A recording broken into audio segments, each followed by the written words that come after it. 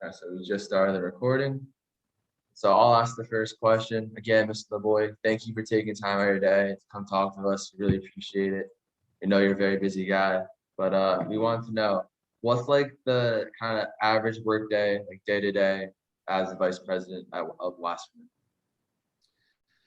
Yeah, so there's really no average day for us. I mean, I think I know the one thing that I love about my job is that every day is so different, right? Every day presents a different set of puzzle pieces that I got to figure out, how to put together in order to get the desired result, whether it's from a client, from a team, whether it's regard to contracts or marketing or, family issue or what have you. But if I were to kind of average it out, I would say, probably, I don't know, 70% of my day is really just dealing with different facets of client servicing. So just dealing with just day-to-day stuff. I mean, from helping people book flights to helping them navigate their marketing contracts to, just kind of little nuancial things. The other part of my day I spend just kind of doing market analysis, contract prep, checking in on injury status, or if we do have players on the streets, reaching out to teams to see if there's opportunities for workouts or whatnot. So, but like I said, because a lot of it, for as proactive as we all try to be, a lot of our business is reactive. So it really is just based on what kind of comes in each day, right? And you're kind of like a crisis manager. Like every day for every player, there's some crisis, not in the traditional sense of like, there's an emergency, but a guy can't figure out how to get into his Nike account. And it becomes a much bigger issue than it really is. And you got to kind of fix it and help them fix it. But yeah, that's, look, no day is the same. Every day is completely different.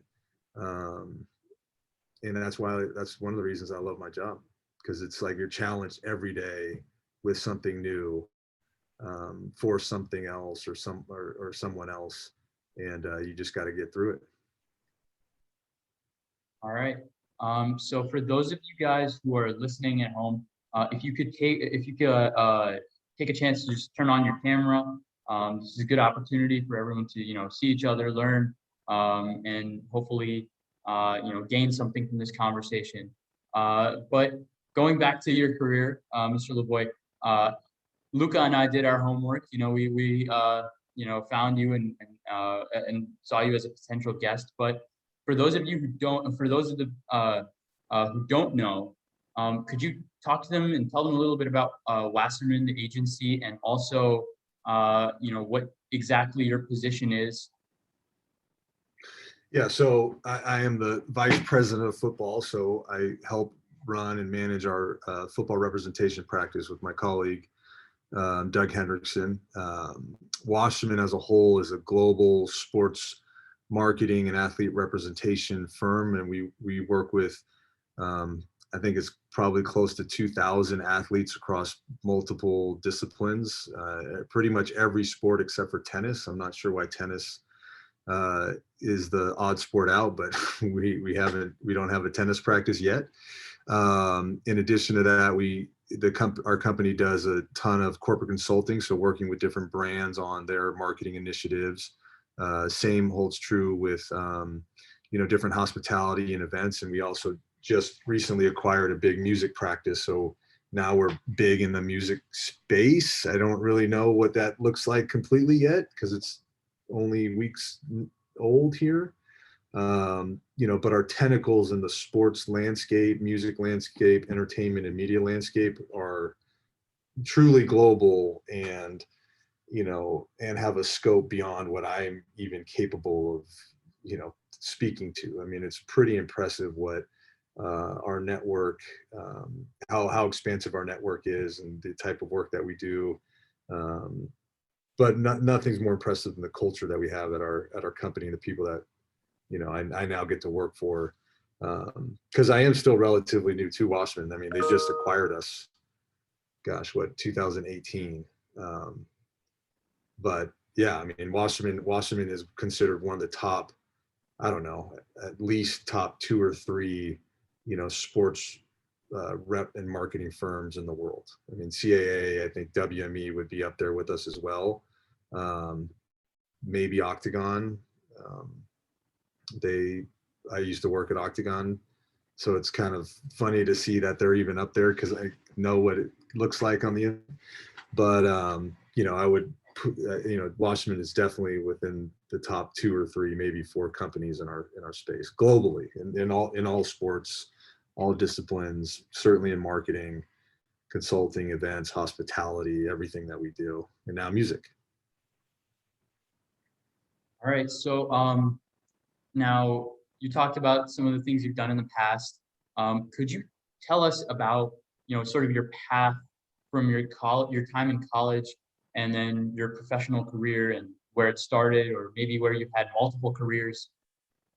Yeah, no, for sure. So no, this has been my only career. So actually I started in this business. I kind of have a unique experience. My younger brother, when he was a junior in college, and I was a senior in college playing football, Division I AA football here out west. My younger brother called me and said, "Hey, I'm gonna go to the NFL draft." And I'm like, "Okay, that's great." And typical big brother response to him was, "You're terrible. You're not gonna get drafted. Like, what are you thinking?" And as we kind of started talking through it, it really became obvious that a lot of agents were reaching out to him and telling him, like, just get out, get in the draft, I'll take care of you, it doesn't matter where you get drafted, you just want to get in, just get in. So he asked me to handle his agent vetting process. I was going to go into a completely different field, had no real knowledge of the sport, or not the sport, but the space of the agent business, had no idea, literally had no clue whatsoever. But as I was handling his agent process, which ultimately ended up going on for about just under 2 years, because he ended up staying and playing his senior year and all that, I realized that this was what I was supposed to do with my life, right? One was because I knew the sport, knew the game, knew the mentality of the athlete, knew the locker room, knew a lot of the, kind of the day-to-day components that these athletes, go through, certainly on the collegiate level, but also just, knew that my passion was football. It's all I know. It's been a family business. It's, you try to find something that you're passionate about and make that your career, because you continue to be motivated every day when you wake up and have to go work, right? So basically what we did, as I was going through my brother's process with him, I was doing all of the research and asking all the questions, and as we were kind of figuring out who would be the best people or person for him as he goes through his transition from college to the NFL, I was, identifying the 2 or 3 firms that I wanted to work with. And ironically, at the time, the one firm that I wanted to work with more than anybody really was because I wanted to work with Doug Hendrickson, who's still my colleague and our executive vice president here at Wasserman, was Octagon. And really it was because Doug is very well networked. He's a great guy. He's one of the best agents in the business. And I really wanted to learn from him, but they weren't recruiting my brother, right? So I didn't really get to meet them or know them, intimately, like I got to everybody else, literally the CAAs, and that every other company recruited my brother except for them, which was really weird. But in any event, so once we got my brother off and running, I started reaching out to the 3 or 4 companies that I wanted to work with, one of them being Octagon with Doug. And literally every day for 7 months, I'm emailing, texting, calling, faxing, US mail, showing up at the office, just begging for an interview, begging for an internship, and really doing anything I could to get in the door, right? I just wanted to get in the door. I didn't want to get in the door because my brother was with the firm, and I didn't want my brother to go with the firm because I was working there. That was our agreement as brothers. So yeah, I'll never forget, literally on the last day, the day I was like, shoot, I'm gonna, maybe I'll just go back and go with the original plan. I'm like 2 hours away from, Doug's office, and he calls me and said, "Hey, can you be here in an hour? Or you can be here in 30 minutes." So like, give me an hour, I'll be there in an hour. And he's like, if you be in an hour, I'll interview you, and we'll go from there. So literally turned a 2-hour car trip into an hour car trip. I'm shocked I didn't get arrested. Had an interview with him, interviewed with the presidents of the firm the next day, and then started as an intern. I actually started as a marketing intern at Octagon, which I served in that role for about 7 months. And then, all throughout my internship, I knew that that's the marketing side, even though I was good at it and interested in it, and I knew the importance of it, I knew that's not what I want to do. I knew that that wasn't going to be my role or my path. So while I would take care of my, main responsibilities in my internship every day, I would also spend the time either before traditional work hours and certainly after, putting together projects to just show the rest of the group how I viewed the actual agenting part of our business, right? Whether it's recruiting, whether it's contracts, whether it's negotiations, just to show that I could understand it, had my own approach and philosophy, in hopes that they would say, okay, hey, look, you go and do it. And then and fortunately it worked out. After 7 months, they made me 7 months of interning, and even though I brought in significant revenues to the company, they paid me like $1,500, which I'm still pissed about today. But in any event, they did give me a job after 7 months and said, hey, go and do your thing, and go be an agent, go sign players, go recruit, go build this business with us. And that was in, I guess, 2004, 2005-ish. And so was there at Octagon from essentially early 2004. I take that back. Mid 2004, got hired on full time 2005. And was an agent there from 2005 until 2014. Gosh, am I wrong on that one? Yeah, 2014, and then, unfortunately, the company, what Octagon was kind of going on at Octagon didn't match with our personal philosophies on how we wanted to represent our players. So, our contracts, actually our contracts weren't being honored. That's really what happened. They weren't honoring our contracts. So we said, okay, we're gonna leave and go start our own company. And as we were doing that, we connected with Eugene Parker, who has since passed, unfortunately, who at the time was an agent at Relativity. Eugene Parker is one of the greatest agents. Candidly, he deserves to be in the Hall of Fame himself as an agent. He really is one of the best agents ever to work in this business. He's represented, by the time all his players cycle through the NFL, he'll have 12 Hall of Famers himself. Guys like Emmitt Smith and Rod Woodson, Deion Sanders, Larry Fitzgerald, who now is a client of ours, on down the line. But we had an opportunity to work with Eugene, so we went over to what was at the time Relativity Sports. A year and a half into Relativity Sports, the first year we had the biggest draft of all time, and crushed CAA and all that. And then the next year Eugene died, and things just kind of started falling apart, unfortunately. So we let our contracts go, contracts run out. And then in 2018, as we're incorporating our new business to start our own company, Casey Wasserman comes and knocks on our door and says, hey, look, I don't have football. You guys have, just between you and Doug, you have one of the top 7 books of business in the sport. You guys want to come and run football at Wasserman?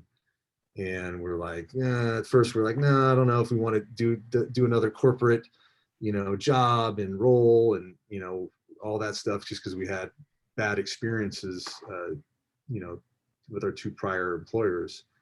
But when we met Casey and got to see everything from the inside out, we're just like, this is a no-brainer. And it has been. It's been a blessing to us individually. It's been a blessing to our families. But I think more importantly, it's been great for our players, because now their network has been expanded a millionfold. I mean, the opportunities, the network, the servicing, all that stuff that we can provide now here it dwarfs anything we've ever been able to do And it's been great.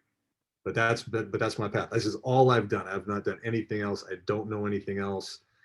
I don't even know anything else about other sports other than I like enjoy watching basketball or baseball during the finals or the World Series, because I don't have time to watch it any other part of the year. But this is what I do. This is what I know. This is all I know. I literally don't know anything else. So if I'm ever out of this role or get fired, I'm screwed. I have no idea. I don't even know if my skills are transferable. I have no idea. This is all I know. So you mentioned the draft day kind of situation with your brother, which I felt was really interesting. And one thing I really wanted to know is, how does Wasserman like go about like recruiting talent to potentially represent? Like, does it start from college football? Is it more at the draft combine? Like, when does that timing kind of start for you guys? Well, before NIL, which has changed the landscape completely, but before NIL, we would start reaching out to players that were, so the earliest we could reach out to an athlete is when they're entering their draft eligible year. So that's typically the third year removed from high school is when they're entering draft eligibility. So we would, so you're looking at either true juniors, redshirt sophomores, the like, right? Or, redshirt juniors, seniors, redshirt seniors, et cetera. So now with NIL, it's a free for all. You can talk to the high school kids, which I refuse to do. And when they call, I don't even pick up because it's crazy. But it's completely changed the timing on when we can contact players. But basically what our process is very simple is, we're obviously looking to work with top players, and, we have top players every year, but we kind of take a different approach. We're not really obligated by any quota. Like, we don't try to sign a certain number. We just want to find good players that we believe not only will be, top 2, 3, 4 round draft picks, but could have great potential in the NFL. But on top of it are great people, want to, and this is the most important part, they really truly want to take advantage of their opportunity to play in the NFL. Our players can't look at, not can't, but don't look at the NFL as, this is my career, this is all I'm going to do. Our players are guys that want to be active in the community. They want to take advantage of the media to build their brands. They want to, build the foundations for their post-career. Like, those are the guys that we want to work with, right? Like, the guys that just want to go play football or chase money or get paid to be a client, which is a big problem in our industry. Like, we're not going to be the firm for those guys, but the guys that really truly want to build something and be unique and take advantage of every opportunity that the NFL does provide to everyone. Like, those are the type of players that we look for. And it's hard. Like, we turn down a lot of guys, top tier guys every year too, where, from the outside looking in, that people are like, you're crazy for passing on XYZ player. But, a lot of people don't know what the cost is or the personality is of that player, right? So we just stay true to our philosophy, because our philosophy also allows us, because of the way we're built, it allows us to deliver on the promises that we make to our players, certainly more so than other firms, and other players around the league see that. So actually we get a lot of veterans that come over to us, which from a client acquisition standpoint is significantly cheaper than signing a college player and getting them through the draft. So, like, we just keep it targeted. We focus on doing a really good job, because we figure, let's build our business on doing a good job as opposed to just signing as many players as we can.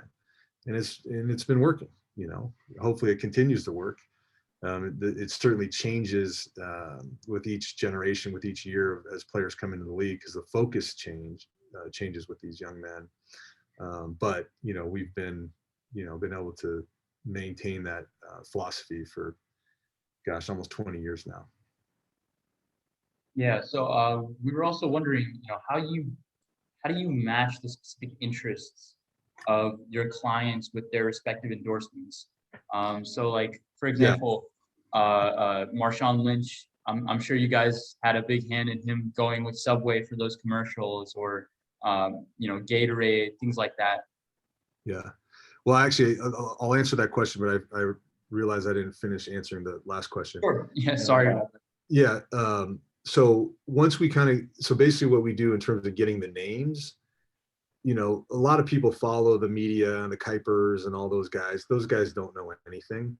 We reach out to the teams, and the teams will literally just tell us like, hey, here are the guys, go get these guys, right? And we get our lists from the teams that are making the decision, and then we start doing our due diligence to find the personality. So in relation to partnering our players with certain brands and handling their marketing, the way we want our athlete to envision themselves is envision themselves as a brand, right? And branding and marketing are two different things, but they get confused very easily and quite often, certainly from, on the athlete side.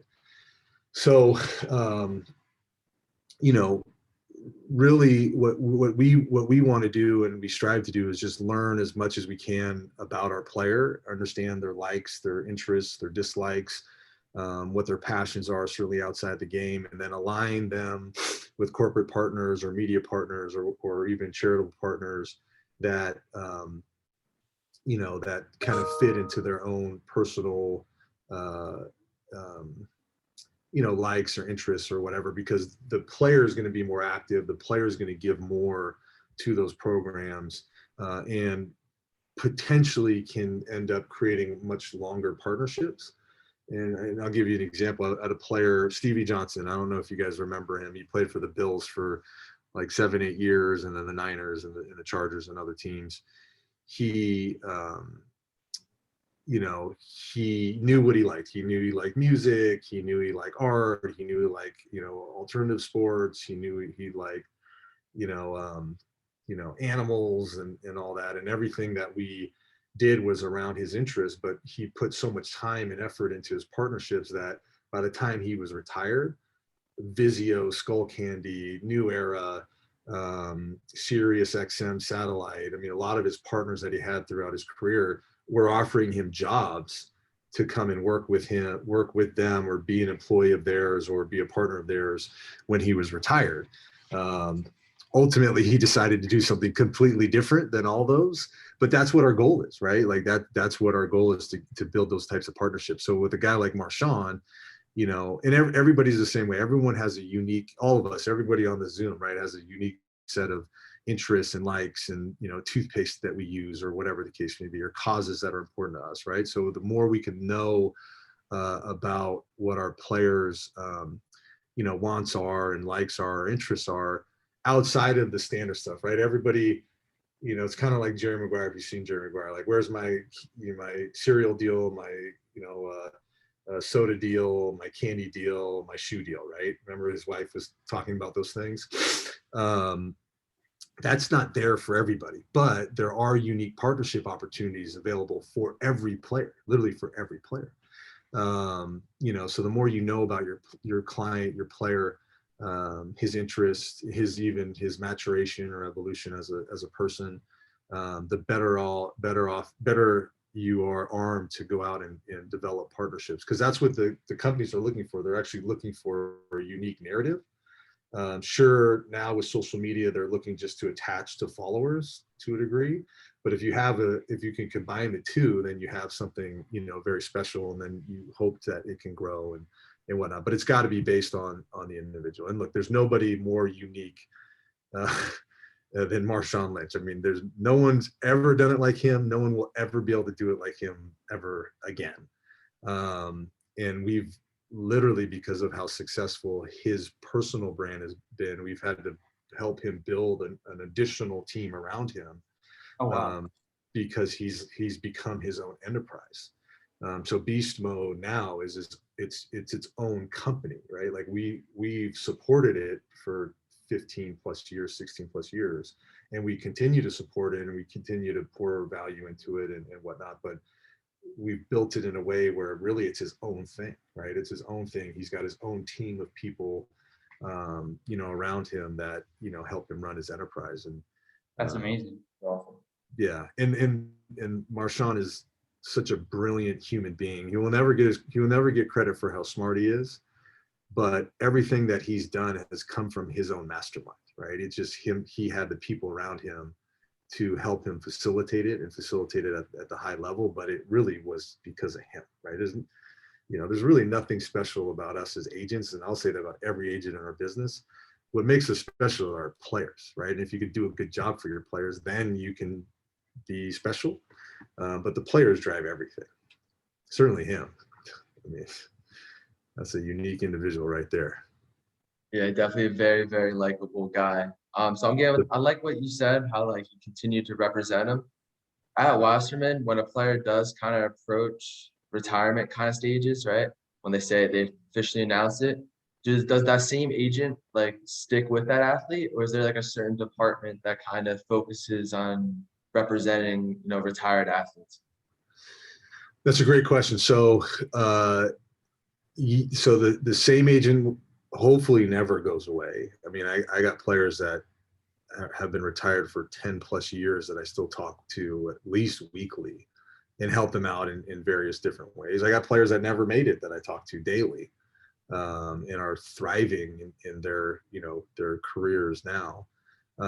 So hopefully, I know here at Washington, we don't ever go away. Like we're always going to be there. But we also do have other elements of our business, whether it's broadcasting or media or, social media or whatever, that our retired guys could tap into. We try to get our guys, and I feel like we do a better job than most agencies, but we try to get our guys to really focus in on what that career and what that post career is going to be early on, because once you get towards or close to those retirement years, or when the league just kicks you out, which happens 95% of the time, whether you're just not good enough anymore or old or whatever, it's too late. Like it's just way too late. And then there's like a 3 to 5 to 10 year delay when a guy's got to figure it out, right? Because you go from structure, having everything done for you, understanding where you got to go, to now all that's gone, and you might not have an idea of what else you can do, right? So we try to impress upon our guys from day one, like the day we sign them or the day we start talking to them, like, look, if you're going to be with us, we are going to be annoying to you for a very, very long time. And if you don't like that, then we're not the firm for you, right? And that annoyance is going to follow you after you're done playing football. But no, we don't go away, and the company doesn't go away. All right. So for the next question, you sort of touched on this, on how the media doesn't know anything. There's a lot of talk in the media about, what market you're in, what location you're in has, the effect that has on you as a player. So does that affect the marketability of one of your clients? Like, let's say they're in a smaller market versus a larger market. 100% yes. Yeah. If you play for Jacksonville or Cincinnati or Cleveland or Detroit, those aren't going to be great markets. I mean, they're just not. But also, too, ironically, neither is San Francisco. San Francisco is not a great market. LA is not a great market. It's unless you are a superstar, right? Like if you're a superstar in those big markets, you'll do well.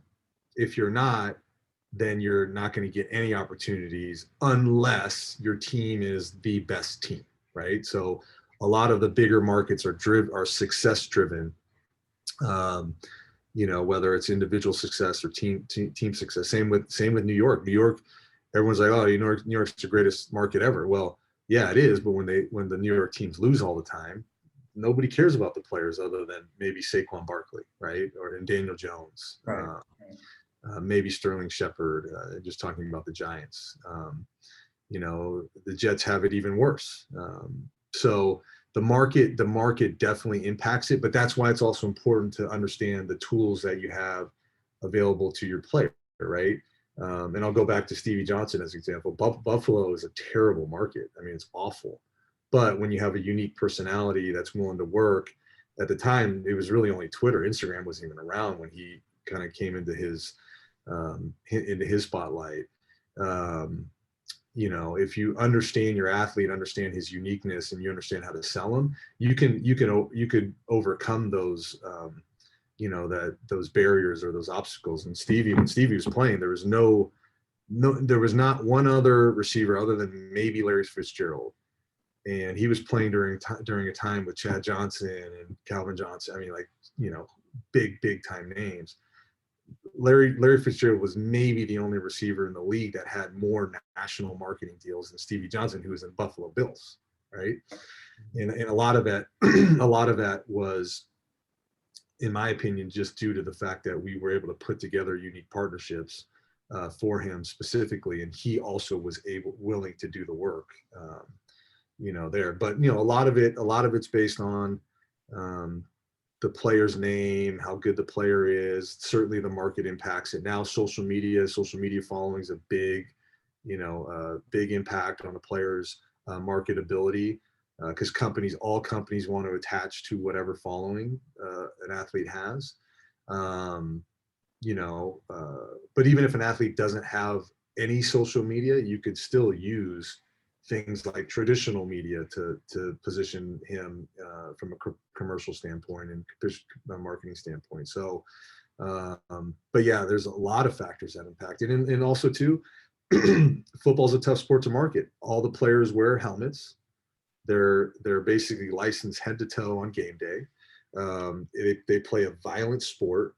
And in my opinion, more so than other sports, when these guys mess up, they get vilified. The entire league gets vilified through the media more so than others. And look, everybody makes mistakes in every sport, every walk of life, right? But it's all kind of compounded, right? The violence of the sport and all that, it just gets compounded in the media when these guys do mess up, which they inevitably do. I mean, they're 20 years old. Like, I mean, the Deshaun Watson stuff though is crazy. Like, you don't want your guys to mess up like that, but unfortunately stuff happens. But all those factors impact the marketability of football players as a whole. The basketball players are significantly more marketable because you could see their face, you could see their bodies, right? The league also does a better job of promoting a star league, right? The actual NBA promotes, they promote almost all their players, right? Of course, they have the LeBrons and the top ones. The NFL, what does the NFL promote? The quarterbacks, right? It's a quarterback league. Those are the stars. And then you have a sprinkling of Aaron Donald and JJ Watt and Richard Sherman. Sherman was a face, obviously Marshawn's. You have a sprinkling of defensive players, but it's a quarterback-driven league. I don't understand why the NFL hasn't realized that, because it would increase their revenues tremendously if they created more of a star league like the NBA does, because they can. The NFL is the most consumed sport in North America. It's not even close, right? So, but they haven't figured that out yet. I don't know why, but anyway. So to follow up on that, I want to ask you about all-star or star caliber players versus role players, and I would imagine it's easier and it comes more natural when you have a star player when it comes to marketing for them and finding endorsements for them. So what's the difference like, and is it sort of a night and day difference, or is it does it depend on the situation? No, it's night and day. I mean, unless you have just that unique storyline and brand attachment, the star players it's always going to be an easier conversation, right? Like, to drop a Marshawn Lynch or Larry Fitzgerald or even a Cam Jordan, who's got this tremendous personality and tremendous presence in the media, it's just so much easier. It's so much easier. Amari Cooper, right? It's so much easier to do anything with those guys. But that's also why I kind of pat our company on the back. Like, we do such a good job for that next tier, because not everyone's going to be the star, right? Like on every football team, like, look at the game last night. I mean, Dallas has, 4 true stars on their team, right? Tampa's got, probably 7 legitimate stars.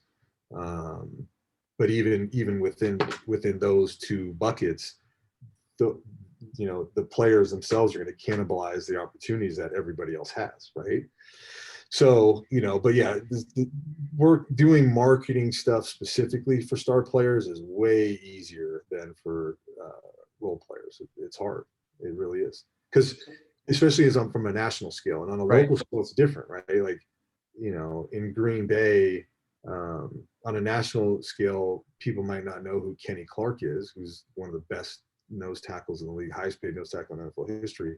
But in Green Bay, he's a superstar because in that market, they don't have anything else other than the Packers, right? So it's easier from a local standpoint to do stuff for role players when it's a good market and a healthy market and a winning team. But from a national standpoint, it's hard unless there is that unique story, unique brand attachment, that also you could put a lot of media around and whatnot. But yeah, it's night and day different. There's no doubt. Now you mentioned before, the big role of social media, how some players, they relied on that to market themselves as well. I noticed one of your clients is JuJu Smith Schuster from the Steelers. From last year, we all know he did those TikTok dances on the logos. Did the Pittsburgh Steelers kind of contact you guys about that by any means, or did they kind of keep it private with them? So JuJu just came over after his free agency last year, so he's still new with us. Look,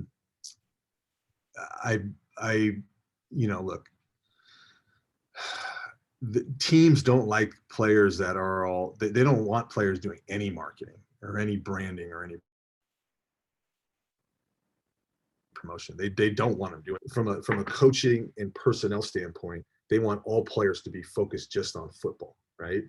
And so I'm not saying that the Steelers have any issue with JuJu. I mean, I don't know. They're kind of old school. I wouldn't be surprised if they were like, hey, JuJu, like, no, stop posting and social mediaing or whatever.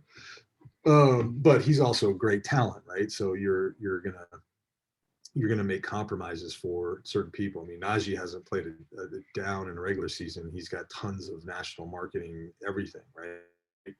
And they haven't complained once. So, but there is that old school mentality, that football mentality from coaches and personnel, and that's GMs and decision makers, where they don't want these guys doing anything but playing football. So we obviously fight against that and want our guys to, promote themselves in a positive way, but you also want to do your promotions in a way that also protects what, really where your bread is buttered, and that's playing football, right?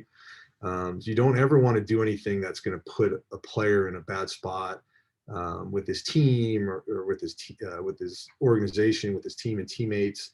And you have to be mindful of that as they're doing their marketing, their promotion, especially mindful of that in the social media area, because JuJu is more of a creator, right? Like JuJu's on a whole nother level. He blowing everybody out of the water from an NFL standpoint on social media, other than Tom Brady. Tom's crushing social media right now. And actually I use him as an example for a lot of guys, because for whatever reason, a lot of guys, they like protect their social media platforms like it's, like it's just sacred land. It's like, if Tom Brady is posting daily, advertisements or stuff about his, team or whatever, like, why is yours more special than Tom's? Tom's the greatest player ever, arguably, right?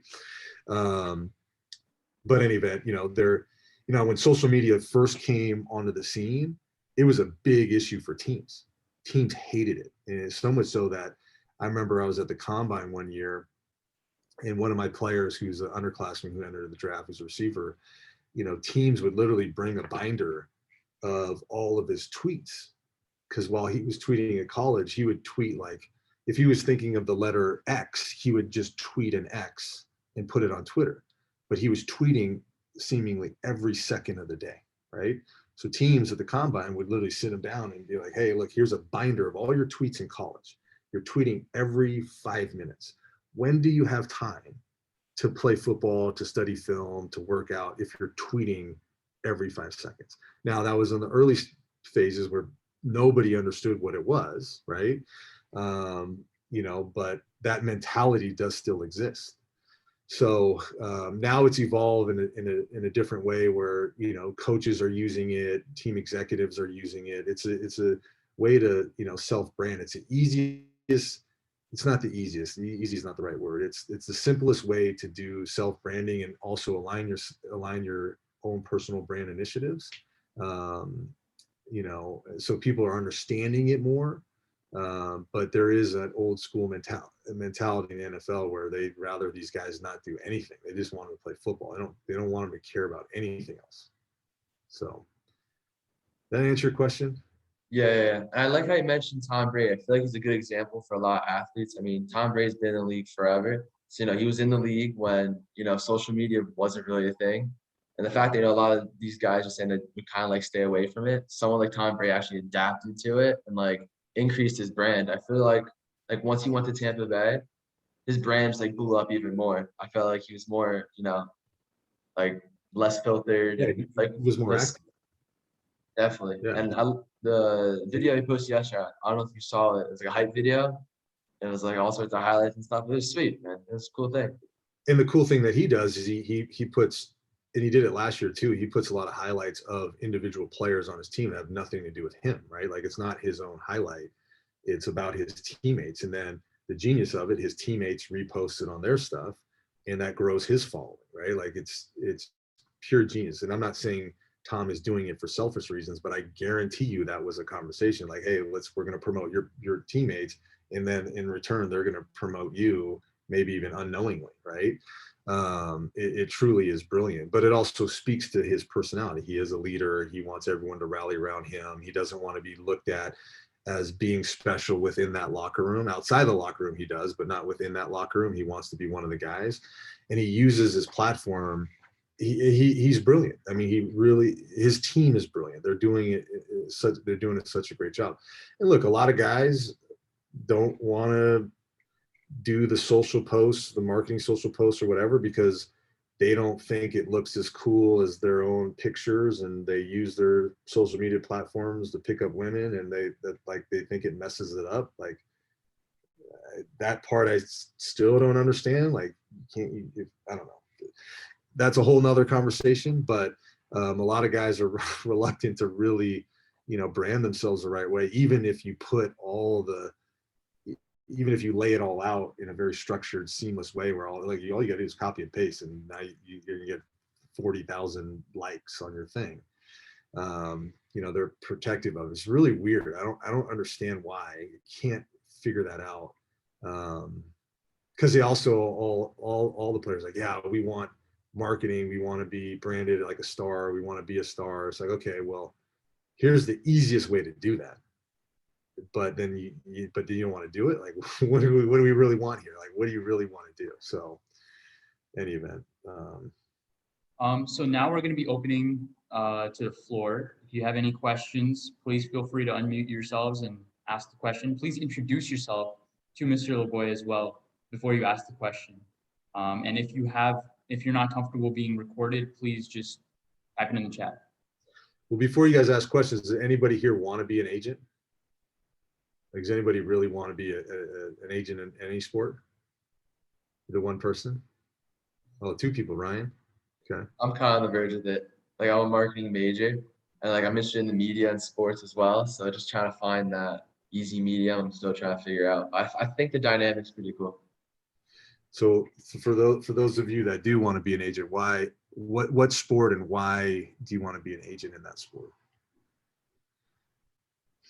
I would say you mentioned it earlier. You know, basketball is a sport that's very easy to market because A, you know, there's a lot more games, right? B, you can actually see the players, and just the endorsement deals they have, those basketball shoes. Like NFL, they don't really like kind of have like a guy. They I know they did with Patrick Mahomes. They had like his cleat, but it's like NFL didn't really catch up to that yet. But it's like the NBA kind of has like each star player has like their own shoes. You know, Kevin Durant has. So I'm gonna cut you off. So the NFL, the reason why they can't do that is because who wears cleats on a daily basis, right? Whereas you could wear a basketball shoe on a daily basis. Right. Anyway. And OBJ has his like Air Force lines and things like that.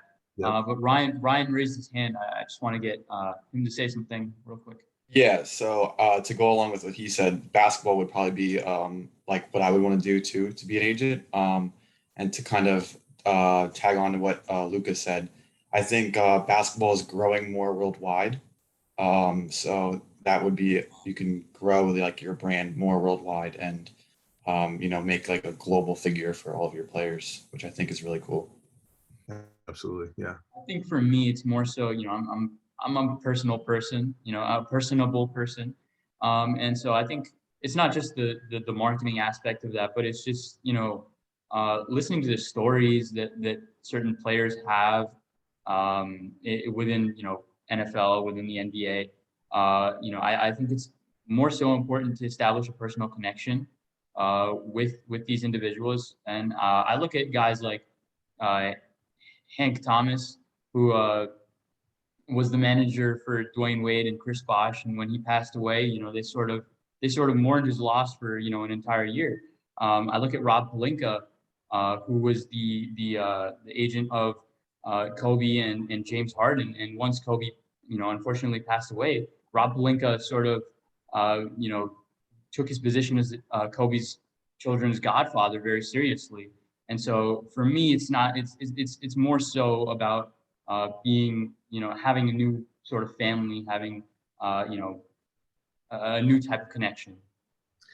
Yeah, that's awesome. And that's how I feel too. I think the greatest part of my business in my role, or the greatest parts, are two things. One, I truly actually get to see and experience the history of our country, which is actually really fucked up, to be honest with you. But you get to learn where people come from, what their families dealt with, good, bad, everything in between, and kind of understand their histories, right? Because you're sitting in living rooms, you're getting to know people, you're understanding the sacrifices that the individual athlete made to get to where they're at, or their family made over generations and generations, that all kind of came to this point.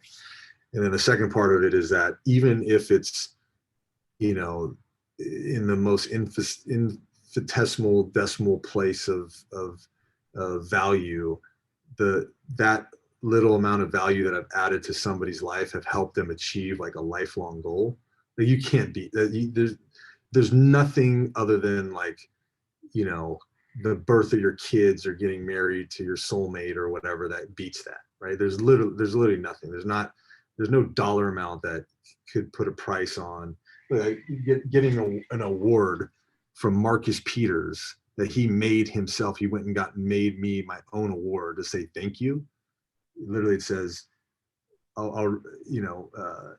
it says, you listen, you advise, you don't judge, you get things done. I can always count on you. You're the voice that gets through the shit. I appreciate you, Marcus.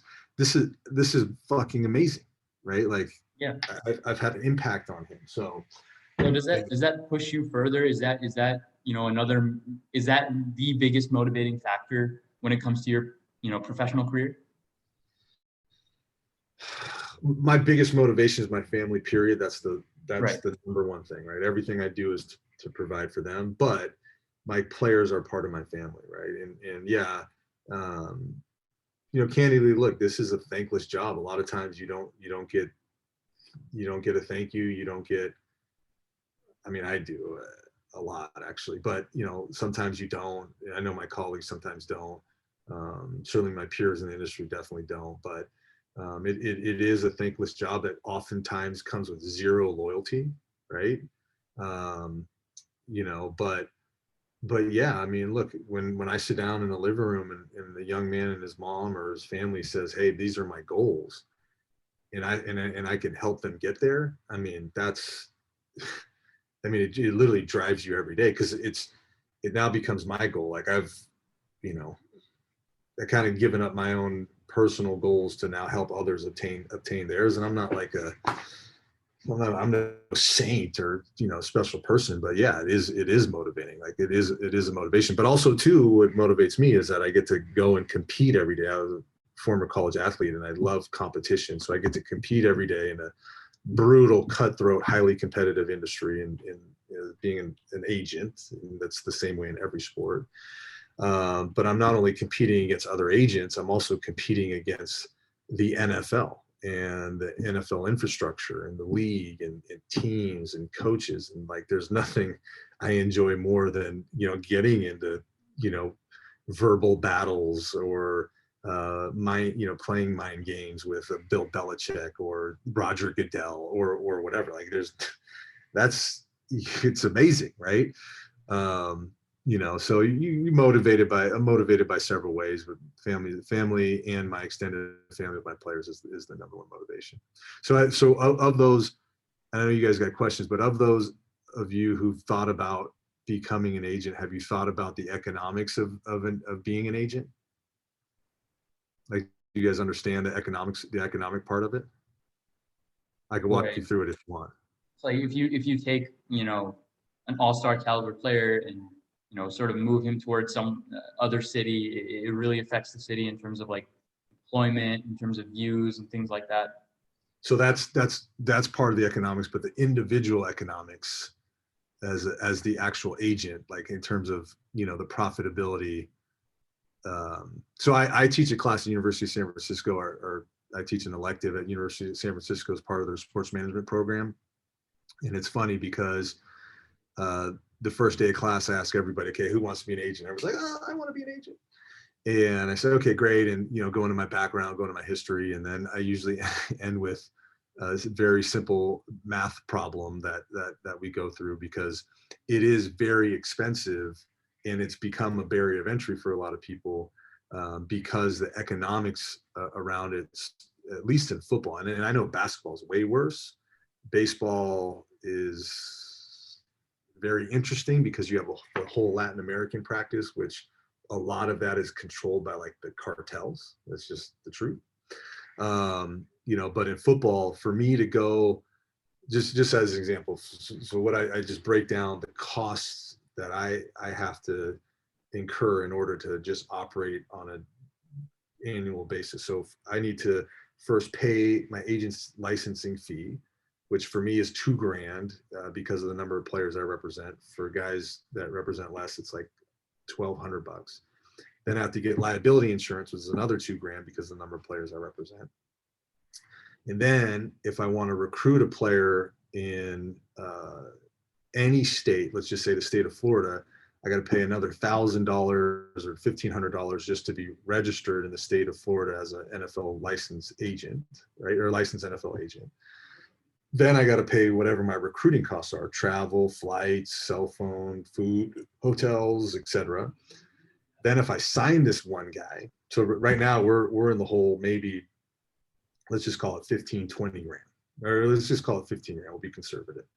Well, if I sign this guy and he's a draftable player, I got to pay for his training, which is going to cost 50 grand, right? So now we're in the hole minimum of, let's call it $62,000 just to sign one single player, get him through the draft. Well, if you peel back the each NFL draft class, there's not even, I take that back. There's only 74 players that would allow you to be profitable in year one, because that player, if you're charging 3%, you have to that player has to at least earn, let's call it $2.5 million in year one in order for you to be profitable, right? And there's only like 70 something players that would even allow that profitability in year one. So you're basically operating at a loss, right? So now if you multiply that loss over 4, 5, 6, 7 players, you're completely screwed, right? Now, we've been fortunate not to be completely screwed, even if we've had lesser draft classes or guys that went a little bit lower or whatever, because of the veteran business that we've built around us to kind of insulate us. But the cost of, just being an agent it's pretty exponential, and then in the NBA side, from what I've understand, not for everybody, it's not for every player or every prospect, but for a lot of guys, it's going to cost you 6 figures just to be in the mix to recruit the guy, right? That's your investment, you know what I mean? And you're competing with other people that are making that same exact investment, So it's a tough, brutal, brutal business. It's the best business in the world, I think, other than legitimately saving lives as a doctor or first responder or whatever. But it is the costs of it have become prohibited, because also what's happening on the agency side in every sport, what we're dealing with is our competitors suppressing the fees, right? So instead of charging the max fee of 3%, they're bringing it all the way down to 1%, just so they can go and compete against a Wasserman or a CAA or Athletes First. And that has caused the CAAs, the Athletes First, the Joel Siegels, all tremendous agents to also drop their fees, right? I mean, it's like crazy, like we're cannibalizing ourselves. I mean, it's the most insane thing ever. So, now you take that 3% max, or now you take those 74 players that you could charge 3% that are making, that's called 2.5 or above. And now that pool gets shrunken down to maybe like 20 players, where you can turn, well, it'd be more, it'd be just be the first 40 players in the draft, where you're going to be able to turn a profit if you're charging, let's call it 1%, on your deal. And you have to figure out a way to float your business over multiple years, while you try to get your players to that second contract. I mean, it's a brutal, what's happening in our sport is absolutely brutal from a financial standpoint. And I know it's the same in others too, especially basketball. So just know that, before you jump into it, please, I beg you all to do your research, know what what is in store, or join established entity of some sort, so you're not taking all that risk yourself, because it is a big risk. I wouldn't be able to, I mean, if I had the same path back as I did back then, would I still do it? Yeah. If I had to do it on my own, no chance. Unless you had big money to back you, it's brutal. It's Right. brutal. Right. All right. So any questions? What do you guys want to do? If you don't want to be an agent, what do you guys want to do? And introduce yourselves while you answer, please. My name's Jalissa. So I recently I was majoring in health promotion, and I knew that I like sports and that area, like the NBA and then NFL. But now I just switched to being undeclared. And I'm deciding where to go in business and marketing, just because I know I like that area now. And yeah, it's been difficult recently. I've been trying to reach out to people to help me pinpoint what I want to go into. I know I like coordinating events and management and stuff, but yeah. But you want to work in sports, but you kind of, so here's my recommendation. I would try as quickly as you are comfortable doing to narrow that focus down as much as you can. Because I know, because I experienced it myself 20 years ago, and I know I deal with it as I hire people. When people come in and say, I'm interviewing for a job or applying for a job, I don't know really what I want to do, but I love sports. They're like, well, there's 8 billion people that love sports, right? But I would try to narrow your focus down as much as you can. And then also what I would do, once you get that focus narrowed, just start doing, to take advantage of the fact that you're a student, right? Do informational interviews, get on Zooms with people. Professionals are always more open to talking with students and helping students out, or at least I think they are. But also try to find, internships, or even entry-level opportunities, even if it's, not the exact job that you want. Get in, learn the business, find the rainmaker in that office or in that company, shadow her or him, learn for them, because it'll also help you kind of find your own path, right? Find what your position is. But I would try to narrow it down. So if you are interested in events and event marketing, well, then, pursue that, right?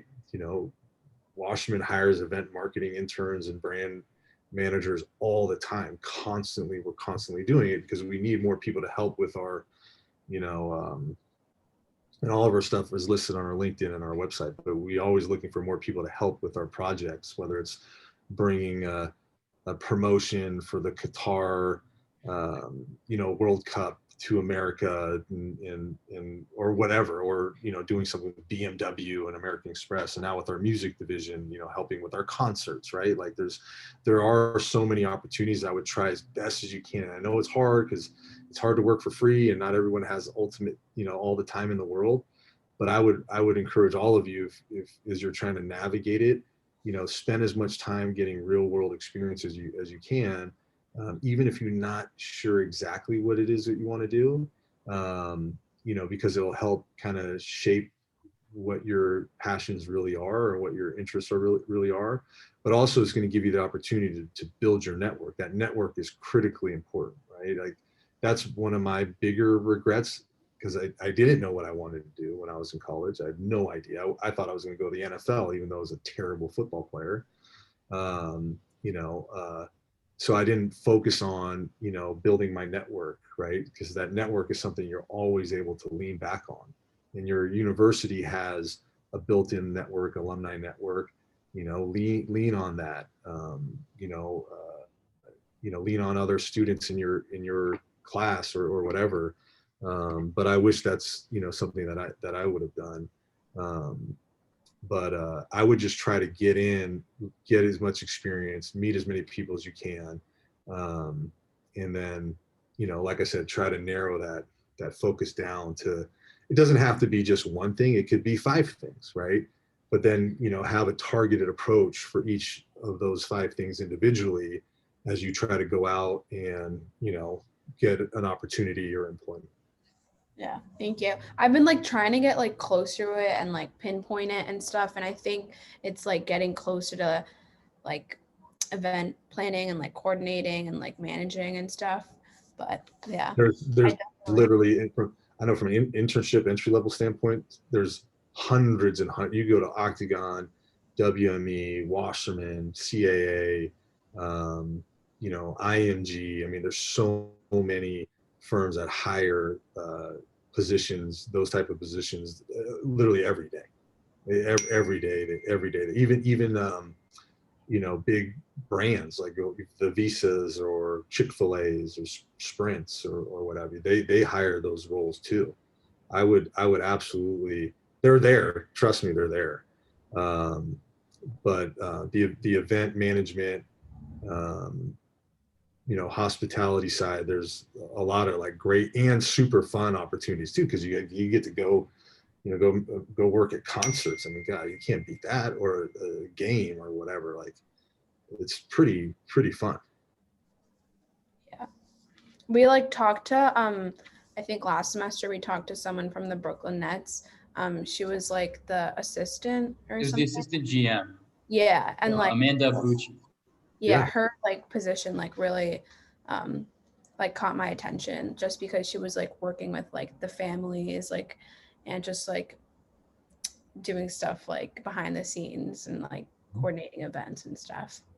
So the assistant GM she did? That's interesting. yeah. Thank you though. No, of course. Any other questions? Nick, it looked like you had a question. Yeah, no, I just want to introduce myself. My name's Nick. I'm also a marketing major, and I think this the route I want to go. As far as like, it's kind of like I'm running like the same areas like Jalissa, like where I'm trying to narrow it down. But I think that, I mean, I did an internship this past summer at a ballpark for an indie league ball club, and got a good experience with that. Just like learning all the different job roles that come with working in a baseball team, organization, from like promotional sales stuff to, you know, even doing things like 50-50s, you know, like being like loud, outspoken, you know, just getting your voice, you know, making it your voice heard. Just a great mixture of everything. And so I think like after that experience, I kind of like, well, you know, I'm continuing my research, but like having like an interest of, you know, working together as a team with other people like in an organization to like working together to, you know, help plan for what can be best for the company or the organization. Yeah. So do you want to do like marketing from a team standpoint, brand standpoint, athlete standpoint, event standpoint? More like probably I would say like a team standpoint. I would say like anything as far as like you know, how can it like, you know, we make this game like as far as promotional wise, like see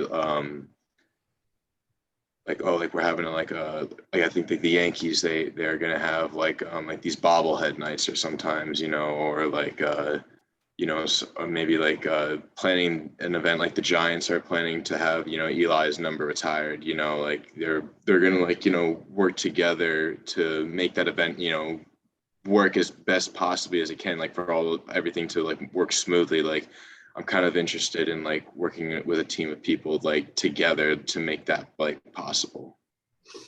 Yeah, I think I mean those opportunities are definitely out there for sure. And what about looking at even just stuff there at school while you're there, right? Like you guys have an athletic program, right? Yeah. I mean, especially if it's event related and event marketing related, I guarantee you they're begging for help, you know, to promote, you know, games or events or whatnot. And that, you know, that's an opportunity there that might not be, you know, too much of a time constraint because you're there, it's built in. Um, but yeah, I think, look, the more you can narrow your focus down, the better, because then you'll be able to put a strategy in place for you that you'd actually set goals, right? Like you're not just kind of, you know, flapping through the wind there a little bit and trying to figure out where you're going to be at. You want to, you know, even that's what I do. I literally wake up every morning. My wife thinks I'm a psychopath, and I literally will list like 50 goals for the day. And this is even before I get my dump of, you know, tasks from players, right? Like these are the things that I want to do. And some of them are, you know, easy ones. I want to get a workout in and, you know, take a shower or whatever.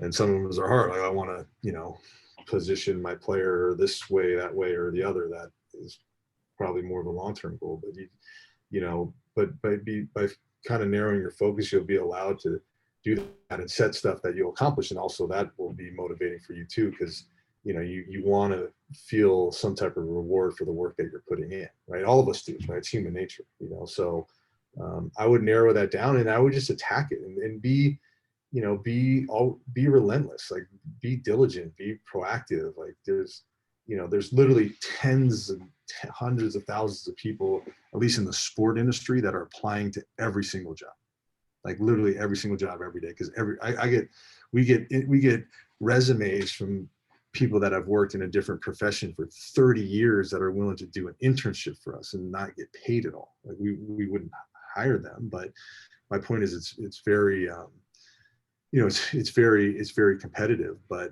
you know, being, you know, taking advantage of the fact that your student will help. I promise you it will.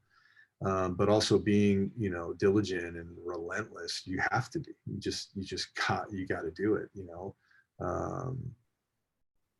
and also too, as we all know, right? Like the money in the sports world is not great, right? Nobody pays well, but as you grow and, you know, you gain footing and you build your resume, it can pay really extremely well, you know. But I think you guys, Jaleesa, you and you know, Nick, you guys got to kind of narrow, just once you get it narrowed down, just attack it, just go after it. And Ryan, you know, I know you spoke earlier, but I just want you to introduce yourself. Okay, yeah. Hi, I'm Ryan.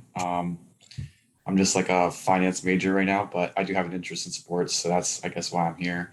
And kind of what you said about the economics of being an agent, that actually really interested me. So I liked what you had to say about that. And then I just had a question. So how does like the COVID pandemic, how did that impact your day to day at what you do at Wasserman? Uh, it hmm. I mean, for football, for most sports, it didn't have, I mean, ultimately everybody played, right? So our business was very fortunate to be, insulated, um, from that. It didn't hurt us. It hurt from a marketing standpoint big time because companies just didn't have cash, didn't have the ability to spend. They didn't have any of that, right? Um, but from a contract standpoint, it didn't impact football. It did. It basketball and baseball took big time hits because the player contracts got impacted big time, right? But from the day-to-day standpoint, it really just it reinforced the importance of communication because everybody had to work from home for a good chunk of time. I was literally the only one in our office here in the Bay Area for like 2 years, which was actually kind of nice. It was nice to have a whole office to myself. But other than just navigating the work from home and school from home, I got 3 kids. That was always fun. Really didn't change my day at all, other than dealing with COVID specific stuff like players getting sick or family members getting sick, or how them contracting COVID or staying away from COVID is impacting what they're doing on a daily basis as a player. Their availability for game days. It didn't have that much of an impact, other than on the marketing side. It crushed the marketing side big time, and also it impacted a lot of companies in a way that they'll never be able to recover from. They'll probably never go back in some cases to doing marketing with athletes, or even with the sport as well. It did impact it big time. It's starting to come back, at least for us in football. I mean, football's king right now. Yeah. It really is. I mean, basketball is getting there. Basketball crushes football globally. It's not even close. Soccer obviously globally is the biggest sport. MMA's offers the biggest growth opportunity. It's the fastest and largest growing sport, period. I mean, MMA is crushing it. It's dwarfed boxing 10 times over, other than the Jake Paul fights, which are crazy. But yeah, football's king, right? So as long as football's king, we'll be okay. We will be. We'll be okay. Qasim, you had please introduce yourself. I'm Qasim. I'm actually a biology major. I'm here just out of like curiosity about the agent side of sports. And I also had a question. What do you think like athletes look for most in like agents? Because I know they have like probably many options to choose from. Yeah, I think they all want transparency, honesty, somebody that is accessible and they can rely on.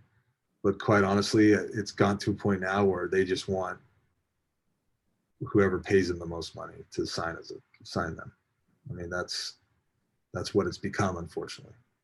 Who's going to give them the most and give up the most to sign them? A lot of the decision making is falling there, as opposed to who's actually going to do the best job. That's what we run into, because we run into it every year. Is we're offering to pay them to acquire them as a client $0, and our competitors are offering them everything. And I'm talking financially. And it's like we don't believe in buying.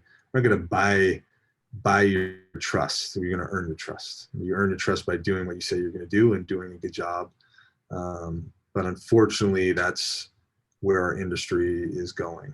It's going into who can buy the most players versus who can earn the business of most players.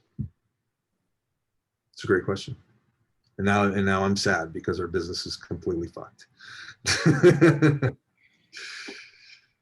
All right. So thank you so much for coming out. Well, we're just going to quickly introduce ourselves because we're the new e-board of the Monmouth Sports Industry Club. So my name is Luca Morello. I'm the vice president. I'm a sophomore. I'm a marketing major, sports communication minor. Just very interested in sports industry. Unsure of what aspect. I like the social media side, and to kind of give myself experience, I started my own podcast and my own sports news page on Smart. Instagram called Finalists of Sports News. This summer, I had the pleasure to have an internship with the New York Red Bulls and their event marketing staff. So I got to kind of understand the game day operations, how that works. And with the school this fall, I'm going to see if I was asked to help commentate some of the college football games. So just kind of trying to figure out which of those three I like the most and just push at it. Like you said, like you told Nick, just go after it. But that's who I am. all right. And I'm your new president, Haider Husseini. I'm also administration with concentration in marketing. That's my major. But I'm going for a graphic design minor as well because I do want to go into advertising or possibly management. And to really get myself started, during this entire quarantine, I just started digital drawing, digital art, and I launched my own Instagram page and was able to get the attention of NBA players, voice actors, and other people in the entertainment industries. Nice. That's awesome. Good for both of you. That's fantastic. I'll give you. It sounds like we're wrapping up. I'll give you all some advice that I think is applicable because you're all so young, right? Like you're all in your 20s, early 20s, 20-ish, 19, 20, 21-ish. Right. So the way I would try to look at life, and it's kind of crazy, but this is, I guess, the more American way because we are so work focused instead of, quality of life focused. But, look, take advantage of being a student, enjoy your time as much as you can. But if you really figure out what your passion is, spend the next, 5 to 10, 15 years grinding it out, right? Grind it out, work your ass off while you're young. You'll still be able to enjoy it so that you can literally live the rest of your life in whatever way that you can, whatever way you want to, and I really believe that, you know what I mean? And it's not easy. Life in general is hard. Working it's work, right? But if you figure out something that you're passionate about, that work, that moniker of work is definitely going to change, right? It becomes more of a mission or a passion and a pursuit. But build that foundation while you're young. Build it now, right? Literally build it now, so that when you're 40, 45 or whatever, you could go and retire, or you be in an executive role where you're not killing yourself every day. And you can really do that. I really believe you could do that in your youth. I mean, that's what I did. As soon as I got out of college, I just grinded my ass off. That's why my hair's falling out still to this day, right? That's what you got to do. My work life is still very challenging, but that's the nature of our business. But it's significantly easier than it's ever been. I mean, I'm only 41 years old. Been very blessed to make a bunch of money, and my family's set, and I have no worries. But now it's just like I just love what I do, and I'm just going to continue doing it until I don't know, at least for another 10 or so years, and then I'm going to go conquer the world in another way. But I would highly recommend kind of having that focus. Find that work life, that balance between being a student, being young, having those experiences that youth provide you, but also, okay, this is what I'm going to do. I'm going to go kick ass and I'm going to put myself in a position, 10 years down the road in whatever it is to, be at the level that I want to be at. So I can live the life that I want to live as opposed to the life that I have to live, because I'm still trying to figure out, I still have to work. I still am stuck with these bills or loans or whatever. That's what advice I would give. And find it in an area that you're truly passionate about, because you're going to give so much more than you would in something that you just have to do. All right. Well, thank you so much again. Really appreciate it. You've been very timely with your responses and everything. We really, really appreciate this opportunity, and for everyone here to listen to it. And as I said before, this is being recorded, so we're not the only group that's listening to this. There are plenty of other kids that are going to be listening to this very soon. Again, this was probably one of the most meaningful meetings of this club that we've ever had. And for that to be the kickoff, you really set the standard high. So we really appreciate that. Yeah. And look, if anybody needs any questions to be answered, or just want to reach out or need mentorship, whatever, just hit me up, send me an email or shoot me a DM or whatever. I mean, I'm happy to help. I remember when I was in grad school and I was trying to do informational interviews for a project, and it was around, NFL agents. A lot of NFL agents wouldn't even respond to me. So I refused to be that guy. And even if you don't want to be an agent, or you just like any type of career advice, I'm here. I'll be as accessible as I can be, and I'm happy to help in whatever way I can. Right. And if you could enter your contact information in the chat box, that would be great. And once that's done, group photo. I know it's on Zoom, but Oh, we're doing a picture? Okay. Yeah. Oh wait, hold on. Once that's in the chat, we'll have a quick group photo. Did you guys get that?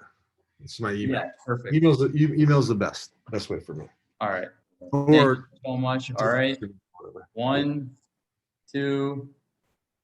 Screen button. There it is. All right. Got it. 1, 2, 3. All right, that's going on Instagram. Thank you so much. Thank you, Mr. So weird. It's a weird picture, bro. It is weird, isn't it? All right, but thank you so All much, good. and we would love to have my you pleasure. as a guest once again. Awesome. Really appreciate it. All right, guys. Thank you so much. All right. You're welcome.